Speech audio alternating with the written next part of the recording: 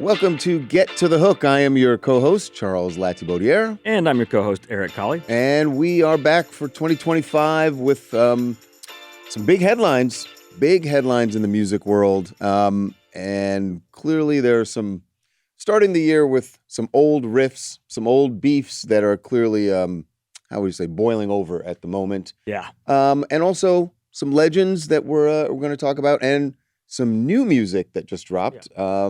Some of it was surprising to me that I didn't know these artists were dropping music, but we're going to get into all of that. Oh, and we have a special guest. Oh, yes, and we have a very special guest. I don't want to oversell it, but I'm very excited about this at the end of the show. All right, well, let's see how that's going to turn out. But let's begin with a big name that everyone would love the headline to be new music coming from Justin Bieber.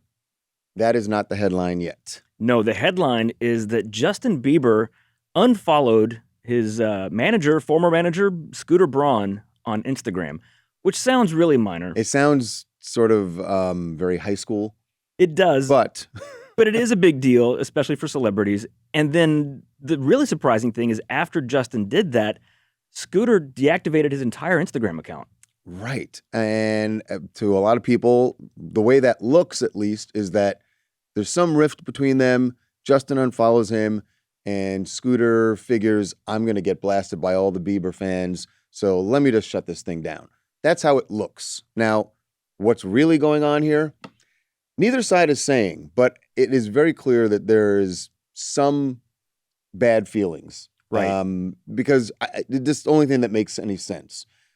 We knew that a couple of years ago, Scooter was stepping away from day-to-day being a manager anyway. And a lot of his clients had left him, Ariana Grande, some huge artists, and people thought, oh, there's something going on. It was just that Scooter was, as you said, stepping away from being an artist manager. He is the CEO of Hybe America now, which is the American branch of the Hybe Corporation from South Korea. It's where most of the big K-pop groups have come from. Right. Huge conglomerate. Yes. Yeah, and they bought what's the record label in Atlanta that Migos run? Quality Control. Yeah, Quality Control. Yeah, I mean, so Scooter Braun's going to be very busy as a CEO there. But Justin still has a contract with Scooter. They renegotiated in 2020. Mm-hmm. It's good for another 4 years, I think. So it would seem that he's still under, even though it's not Scooter doing the actual managing, but his people are still working with Justin based on that contract. So Justin unfollowing Scooter suddenly makes it seem like, because the Scooter managing him thing had changed years ago. So why is he now unfollowing him and then Scooter shutting down his... It's odd. Could it be coincidence? I guess it could be. Could be. People deactivate social media accounts all the time. It could be that. There's stories out there, I don't know if these are true or not, that Hailey Bieber has not only unfollowed but has blocked Scooter on social media, different platforms. I don't know how anybody would know that unless you are actually Hailey Bieber, but I don't know. But yeah, I think the fans, what they really just want is music. And I didn't think about this until we were looking at this story. It's been almost 4 years since Justin's last album.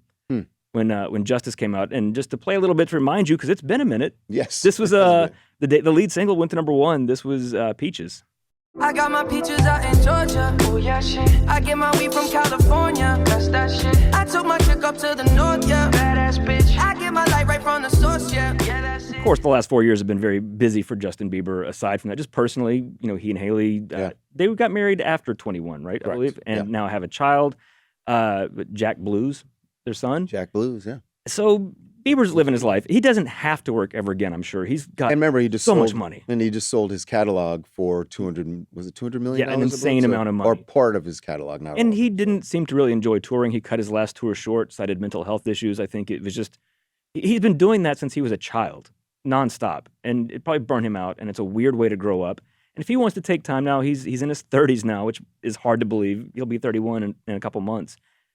He's a, new husband, new father. Maybe he just wants to enjoy his life. It could be that. And actually, I'm sure it is that.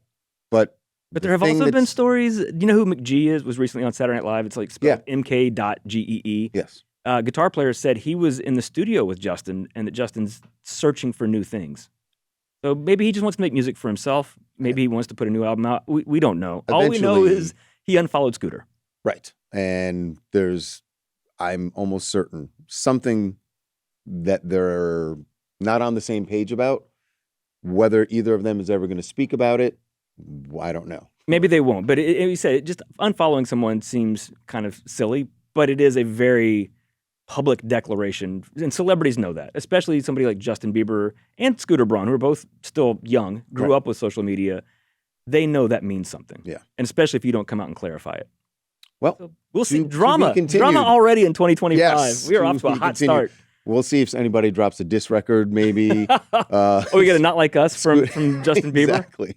Maybe as a duet with Taylor Swift, because she's no fan of Scooter. I don't know. Yeah. Move on. The Rock Hall of Fame. Yes. I find this interesting. John Sykes. I think it makes a difference. It is the Rock and Roll Hall of Fame. Yes, let me get the name completely correct. That's part of what we're talking about. John Sykes is the chairman of the Rock and Roll Hall of Fame. And in a recent interview, he was asked about changing the name of it. Because for years, every time nominees come out or people get inducted, people will comment and say, just call it the Music Hall of Fame. These are not rock and roll artists anymore. And most of them at this point are not. Especially because the Rock Hall of Fame, the requirement is that it's 25 years since your first release, which it's going to make you feel old. This year means 2000. But there have not been a ton of really huge, successful, influential rock bands since 2000. I mean, there are some, certainly. I'm not saying there are none. But we're getting into the era where it's going to be more hip-hop, more dance, more electronic stuff. And even what is rock and roll is not what it was in the 60s, 70s, 80s. Right. And the people who do that kind of music now are seen as just throwbacks, like Greta Van Fleet, who basically just sounds like Led Zeppelin. Right. They're probably not going to get in the Rock Hall of Fame. But I always say everyone's going to get in eventually, but not everyone. Probably not. Well, we know one person who's probably never going to. We're going to get to that in a second here. But so John Sykes said that he's not going to change it. He says that rock and roll is an evolution, and it's the influence and what influences rock, what rock influences. He says rock and roll is open to all. That he had a conversation with Jay-Z, and when Jay-Z got inducted, and Jay-Z said, you should just call it the Hip Hop Hall of Fame. He's like, well, we're not going to do that. Right. Because now that does sound weird. I don't know why that sounds weird to me. Having Jay-Z in the Rock and Roll Hall of Fame is not weird to me at all. He should be. Right. But having like Foo Fighters in the Hip Hop Hall of Fame sounds really bizarre. Definitely right. Because, and I think this is Sykes, this is his point, is that they want rock and roll as an all-encompassing genre, if you will. That what it really means is popular music. It's what that started in the 50s, and a few artists before that, but it's talking about music that was seen as rebellious at the time when it came out. It was talking about music that was consumed by the masses. That's it. It's not, do you have a guitar player, bass player, drum, and a lead singer? Like, I think people get so hung up on that definition, that idea of rock and roll only being that. That's not what the Hall of Fame is. And if it's an attitude, Jay-Z's definitely a rock star. Lil Wayne is a rock star. More of that. It's more of that. And that's why you have people like Jay-Z or Dolly Parton who are inducted in the Hall of Fame. And the Bee Gees. And they should be, because, if you have a problem with, Whitney Houston or Mary J. Blige getting in the last few years, do you think Aretha Franklin or Stevie Wonder shouldn't be in the Rock and Roll Hall of Fame? Of course they should. Go back to the very first Rock and Roll Hall of Fame induction in 1986. James Brown was inducted. Is anyone going to stand up and say James Brown shouldn't be in the Rock and Roll Hall of Fame? I would hope not. And there was nothing, his band was not a traditional rock outfit at all.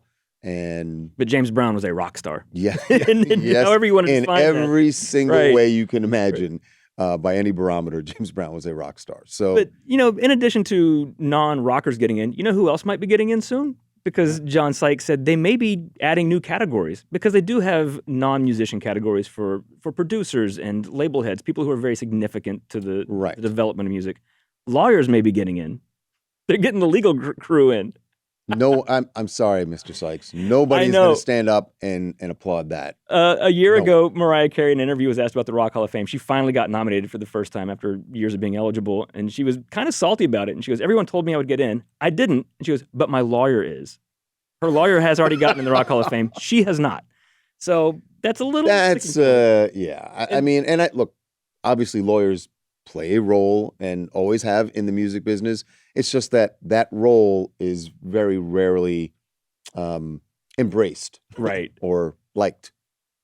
at all. If you have George Martin, who produced the Beatles, is he in the Rock Hall of Fame? Yes. Should he be? Yes. Should the guy who negotiated their contract with Capitol be in? I don't know. We're getting a little. Let's put it this way. That's not a category that's ever going to be broadcast, No. right? In ceremonies held before tonight's induction, Or go to our website. They won't even show it during the ceremony, the pre-taped. It is interesting. The committee that nominates now, it's about 30 people, and some of the people who are on the nominating committee are Dave Grohl, Questlove, Tom Morello for Rage Against the Machine, Sheryl Crow. These are some of the people deciding who gets on the ballot, and then it's decided from there. John Sykes was asked about this coming year, because we're not too far away from the nominees coming out. A group that he says, his quote was, they've had a lot of support, is the Pixies, who I can't believe have not already been in for the 10 years or so they've been eligible. If you don't know the Pixies, they weren't a pop group that had a lot of hits, but they have songs like Where's My Mind and Here Comes Your Man and Monkey Gone to Heaven. It was the end of Fight Club, famously. That's right, yeah. At the end of the movie, they should play a Pixies song. They were the template for so many rock bands in the 90s and beyond. It pioneered what's called the quiet, loud, quiet sound, where the verses are kind of quiet and moody, and then the song just explodes in the chorus and then collapses back again. They should absolutely be in the Rock Hall of Fame. Someone who is probably not getting in was also asked about to John Sykes, and his quote was, this person has never made it close to the ballot. So has never even really been in consideration, although there is an online groundswell to try and get him in. I think it's going to happen. And honestly, no disrespect whatsoever to Weird Al. Before you say that, it's Weird Al Yankovic. Just as a refresher, this is Amish Paradise. I churned butter once or twice, living in an Amish paradise. It's hard work and sacrifice, living in an Amish paradise. I'm not saying that the songs weren't funny. They're definitely funny, and they're clearly catchy because they're satire based on songs that were huge hits. Right. But that's not Hall of Fame worthy. No, right? I would agree with you. You want to put it in a comedic Hall of Fame somewhere? If they're doing separate categories, and one of the things they've mentioned they might do, and I think this is also a good idea, is for specific songs. Like that as an example, not Amish Paradise, but Coolio will probably never get in the Rock Hall of Fame. Will probably never be nominated. But Gangsta's Paradise should absolutely get in if they're doing songs. Right. But I think that song would get in much quicker than Coolio as an artist. Agreed. Yes. And the problem, if you start doing songs, though, now you're really just going to be picking songs that were huge hits, right? So, they don't have to be hits. It could be songs that were really influential, were influential. But most of those songs were. I don't know. I guess there could be some. Does it suck if you're an artist, if they start doing songs and one of your songs gets in? Do you think that means, well, I'm never getting in? Because why would they put the song in and not the artist? And haven't put me in. Yeah. Yeah, that's sort of that would be your just a little hint to you that they're not going to do it. They're not. And Weird Al's never going to get in. I don't think any of his songs will get in either, because most of the songs aren't. They're covers, sort of. But his band is incredible. To be able to play, the guitar solo from Beat It, because Weird Al had Eat It was his hit, to a Nirvana song. They did a parody of Smells Like Teen Spirit, to doing hip-hop. He did White and Nerdy was a parody of Chameleon Air's Riding Dirty, and Weird Al was rapping. He's talented. His band's incredible. But you're right, it's mostly cover songs and his polka medleys. But if you're going to have a side category for lawyers, you can figure out something. Because if you're going to let lawyers in, you got to let Weird Al in. Because one thing you do have to give Weird Al, he's going on a tour this year. He can still sell out big venues, and most of the artists he parodied are no longer around, but he still is. Also, still doesn't mean you belong. No, but I'm just giving Weird Al his props. Also, fun trivia about Weird Al: he's had 4 top 40 hits, and each of them were in a different decade. He had "Eat It" in the '80s, was a parody of "Beat It." "Smells Like Nirvana" in the '90s. "White and Nerdy" in the 2000s was the Chameleon Air parody, and then in the 2010s he had "Word Crimes," which was a parody of Robin Thicke's "Blurred Lines." Who had a hit in 1983 that could still have a hit in 2013? Not a lot. Elton John, maybe. Maybe. I'm just giving Weird Al his props, but no, it looks like he's never getting in the Rock Hall of Fame. Which is great company for him to be in. Like, if you could say that only Weird Al and Elton John. I'm sorry, Elton John. Anyway. New music already this year. Yeah. Only a few days in, and 2 big albums came out. Lil Baby released a new album called Wham, which at first I knew it wasn't, but I was like, if Lil Baby did a tribute album to Wham, would have been the best thing ever. Tell you, Everything She Wants. I saw some during the break. By the way, shout out, thanks to Wild for sitting in. Yeah, did a great job. Great job. But I noticed when I was in Atlanta, during my break, and I saw it was like graffiti around the city, and I kept seeing this little baby Wham thing, and I didn't know. I was like, is little baby doing a collab with like? Or Especially you keep hearing Last like Christmas all the time. You were there for the holidays. No, so I was like, what the hell is going on? I didn't realize it's what an it was. acronym for Who Hard Is Me. All right. So I guess no George Michael on here, but I think most of his fans probably don't really know what Wham is. They just know it's the Christmas people, if they know anything. If they know it, yeah. If they know them. Also, oddly, 2 days after that, Lil Baby's album came out on Friday, this past Friday, which is when albums usually come out. Yeah. 2 days later on Sunday, Bad Bunny released his new album, Debí tirar más fotos. I'm probably not pronouncing that correctly, but that is I should have taken more photos. Mm-hmm. Dropped it on Sunday. Which is an odd thing to do. It is odd. Maybe it just wasn't ready yet. Sometimes they're tweaking a mix. You should say the reason it's odd to do it, that you're getting 2 less days of recording. Yeah, the charts run from Friday to Thursday. Charts. So now he's going to have 2 less days. So that is the question we'll see next week. Which of them will be number one? Because both of them, have their last followings. 3 albums have all debuted at number one. But only one can be one. Only one can win. So I'm going to say Lil Baby. Because, as we said, Bad Bunny lost 2 days, and his last album didn't do as well as people thought it was going to. His album before that was massive. His Un Verano Sin Ti was one of the biggest albums ever. Next album didn't do as well. The hype's not really been huge on either of these so far, but it's also New Year's. As we've pointed out, you don't have to sell a huge number. You don't. To hit number one anymore. It will be interesting to see because he does have the 2 less days, but man, Bad Bunny's But he's still huge. I'm not saying he fell off. Don't get me wrong. No, but I'm saying like his following is so huge. Not to say Lil Baby's isn't, but it will be if, and I agree with you that it's unlikely because of the 2 days, but if Bad Bunny were to get number one with the handicap of the 2 days, I think that says everything about how big he is. Yeah. And it's mostly all streaming too. That's just people listening to it. Like he's not neither one of them are huge album sellers. Like they don't sell vinyl copies a lot. That's not their thing necessarily. But yeah, it'll be interesting to see. The numbers haven't quite come out yet, but it's a battle. We shall see. Another battle that came right down to the line. I think this is interesting. Spotify has just announced that Billie Eilish had the most streamed song of 2024 with this song. This is Birds of a Feather.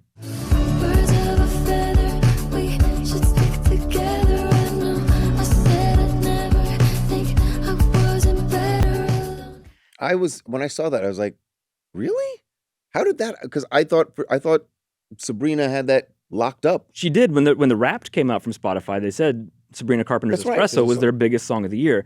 It literally came down to December 31st. On the last day of the year, the very final numbers, the total for the year, Sabrina's Espresso had 1.778 billion streams. Birds of a Feather, on the last day of 2024, jumped ahead to 1.781 billion streams. Oh, my gosh. So literally on the last day of the year, Billie took it. See, Spotify put out those rap numbers, and then the Eilish fans are like, nope, it's not going to go that way. Let's get streaming, y'all. Yeah. Get streaming. And what's funny, neither one of those songs ever hit number one. Birds of a Feather peaked at 2, Espresso at number 3. Wait, that's song number 3. She did get a number 1 with Please, Please, Please, and number 2 with Taste. But Espresso, her biggest song, only got to number 3. And what held it out? That was probably Shabuzi. I think Shabuzi. Part of the time. I think Post Malone and Morgan Wallen. Because remember, it's just a weekly chart. Right. Over time, Sabrina's gotten more plays, but it only goes week by week. So, but she took the crown at the very end there. That's impressive. On the very last day. Snatched it on the last day. Which maybe that's a preview that she's going to win the Grammys. Song and record, possibly. We didn't need that. I don't think Sabrina's going to get it. We didn't need that to know that the Grammys were going to give Billie Eilish a bunch of awards. All the Grammys. Last thing here, January 8th, this week. January 8th is a very important date in music history. Yes, it is. Because of the birth of 2 incredibly iconic, legendary, important artists. The first one, and I was thinking about this, we've been doing this podcast almost a year now. And I don't think we've ever really talked about this guy too much, and I don't know how that's possible. We're gonna have to. We have to do a whole episode. We're gonna find whatever the hook is to give David Bowie his due. Yeah, one of the greats. He was born January 8th. Would have turned 78 this year. Of course, died 2 days after his 69th birthday in 2016. And just for the heck of it, this is David Bowie's Starman. There's a starman waiting in the sky. He'd like to come and meet us, but he thinks he'd blow our minds. There's just a fascinating career, fascinating person. Yeah, we'll have to do a deep dive into some Bowie because he's great. Yeah, I mean, his catalog. If Bowie's one of those guys, you just go like, what his music started as, what it became like 3 times during his career, and you and pick where an he album was out, at the end is, the sounds are completely different. And God, what a voice! And knowing his last album, Black Star, he knew he was dying, and the album came out right like 2 days before he died. He planned it that way. Like he knew the album was going to come out right as he was dying. It was his final artistic statement. Everything about it was so brilliant and heartbreaking. And yeah, we'll dig into some David Bowie. We're definitely going to do that. This last one we've definitely mentioned this person before.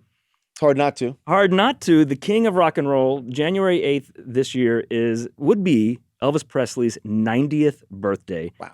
Which on one hand, it seems hard to think of Elvis being 90. Yeah, he was 42 when he died. Yeah. But also it seems like he should be like 300 years old. Because it seems like it's just been that long. It's just always Elvis. I think, especially, us and everybody our age or younger grew up in the shadow of Elvis Presley, and Elvis fans. And what is your favorite Elvis song? Do you have one? My favorite Elvis song is probably, I know it's going to sound very cliche, but Suspicious Minds. It's mine too. It's just a great song. It's a great song. I've got a lot of sentimental attachment to it. But My dad's favorite song. I'm also a big fan of Kentucky Rain. Well, I was going to play a little bit because that is my other favorite Elvis song. We agree on that. Well, thank you, Eric. This is not even a huge hit for him. Didn't even make the top 10 in 1970. This is Kentucky Rain. Searching for you in the cold Kentucky rain, in the cold Kentucky rain. Which leads us into our special guest. Yes, joining us right now. The reason that I am such an Elvis fan, which seems like an enigma to some people, I have no one to thank for that more than my mother. Who is joining us right now, Marie Lati. I'll call you Mom, but I guess Eric can decide whether he's going to call you Mom or Marie. I don't think I should call her Mom. Yeah. You there, Mom? Hello. Hey, welcome to the show. Welcome to the show. I'm sorry if we're disturbed you in the middle of anything, but this is showbiz, Mom. Yes, it is showbiz. I've been told. So my introduction. So tell us about how you are marking this week, which would have been Elvis's 90th birthday. Any celebrations planned? I guess I'll be listening to him all day on Pandora or whoever is willing to play him. I have a feeling you could even just listen to like terrestrial radio, to your old, I don't know, what's the station you listen to there in New York? Oh, I don't. I just listen to Pandora. Oh, okay. Look at you. Get with the times, Charles. Yeah. So, Mom, I have you to, as I said in the intro, I have you to thank for my love of Elvis. I have a question. I've never actually asked you this, so I don't know exactly what your answer is going to be, but do you have a favorite Elvis song? Well, I was thinking about it. I have a favorite album, but you probably don't know this. Okay. That my real favorite is the Hawaiian Wedding Song. Oh, actually, I do remember you playing that a lot. That was in the movie Blue Hawaii? It was in one of the, I don't know. I saw all his movies. I know. It's a miracle he doesn't have an Oscar, right? Right. All 30, I can't believe 30-something movies. And you've seen them all, That's not right. Okay. Yes, I have. Yeah, that is a deep cut right there, Mom. Sometimes more than one. Well, that's your choice. No one's saying you had great taste in movies, but I get it. You were a fan. Don't pretend you're not a fan, Chuck. I'm not accepting that. Okay. Thanks, Mom. I don't know if I think maybe I want to hang up the phone. Did I have to ask really quickly? Hello. Did he ever do any little Elvis performances around the house, like try and sing or wear costumes or anything? Well, what he used, Charles, I'm responding to a question. Sorry. Sorry, He's used bath towels, huge bath towels, running around singing a hunka hunka burning love. Yeah. He must have been between 3 and 4, no more than 4. So not really conscious. Sure. Now explain why you did it when you were 20. I mean, that was a good song, actually. Now that, you know what, I'm glad you brought that up, because I that is one of my favorites. Hunka Hunka Burning Love, yeah. Oh, Just yeah. a hunka burning. I don't remember the Cape part. I don't remember that. Definitely the Cape, you know. Huh. I will never forget. It's just a shame I don't have a picture to prove it. Thank God But I there were wouldn't lie no about it. cell phone videos back then. Sorry, there's not going to be any video to accompany this. But yeah, I guess I do remember liking that song a lot. Had a good energy. Yeah. So Yeah. what's your favorite album, Mom? Because I know you did tell me this one, and this caught me. I didn't even realize where this album falls in his catalog. It's kind of interesting. Well, it's as I think all I remember about it is had that blue. It's Moody Blue, I think it was. Moody Blue. Yeah. It was released like a month Okay. before he died, Yes. or less than that. Yeah, it was the last album I bought. Wow. Yeah. Do you still have the record? Unfortunately, no. And I wish I could find it. What are you doing? What happened to it? Well, you know, when I no longer had a record player, Uh-huh. or what was I going to play it on? Well, did you just like leave them out on the sidewalk? Oh, no. I gave them to a friend. Wow. All right. Much, Well, unfortunately. And I mean, no point in getting it back. I mean, we can get you a And record I'm player, sure- Mom. You can just and frame I'm sure it. they probably sold it for a fortune. Great.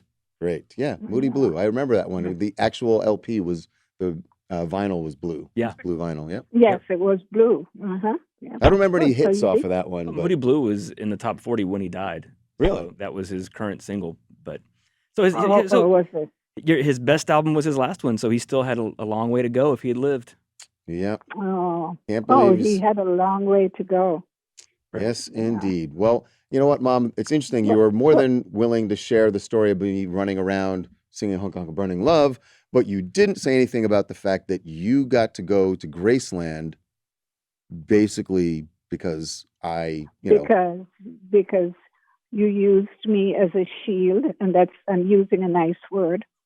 You know, you loved your mother so much, you're going to do something wonderful for her. yes, that's what I did. Take me to Graceland. We walked around Graceland. Got the tour, got the VIP tour. Got the tour, Uh-huh. and then visited his grave. We stood online for 6 hours Wow. while I'm begging you to go home. Oh.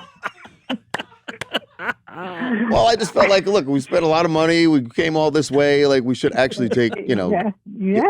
It's like, we'll get to the top of the line soon. We'll get to the top of the line soon, you know. And we were there, and I, remained in good spirits because I know that's what you wanted to do. But- So we were only there because I wanted to be there, right? Is that what you're trying to say? A little bit of both, but it was I was a nice cover. Let's put it that way. And everybody. Thanks for being my believed Elvis beard, Mom. Yeah. my Elvis beard. That's exactly the word. That's exactly. All right, I think we've heard enough. Oh, We've we're heard enough. we'll have to call in some more and get some more stories. I Yeah. love this. But I will say, Anytime. Oh, yes, please. yeah. Thanks, Mom. Thank you. Yeah. You're very welcome. Happy birthday, Anytime. Elvis. Happy Yes, birthday, Elvis. yes, Talk to you later, Mom. Elvis. Okay, take care. All right, Nice to love you. meet Bye. Thanks, guys. Love you Bye. too. All right. Bye-bye. Forgot about that hunk. Blamed it on your love mom. story. And I will say the one lesson I did learn from that, which I'm surprised she didn't bring up, although she kind of inferred this. If you're going to Graceland, do not go in August. Oh, because geez. I went in at the end of February, so yeah, much better. August. They call it Elvis Week, because that's when they mark the day of his death. Yeah. I think it was August 16th. Yeah. 1977. You don't act like you don't know. 1977. And if you go that week, Memphis is just overrun with Elvis fans, and that's why we had to wait in line for 6 hours. So I advise going some other week. Yeah. But just now, because I went this past year, sadly, Lisa Marie is there now. Right. So there's a lot of graves there. Did you buy the sunglasses while you were there? The Elvis glasses? The TCB glasses? That's going to do it for this week on Get to the Hook. All We've said right. too much, and we will see you next week.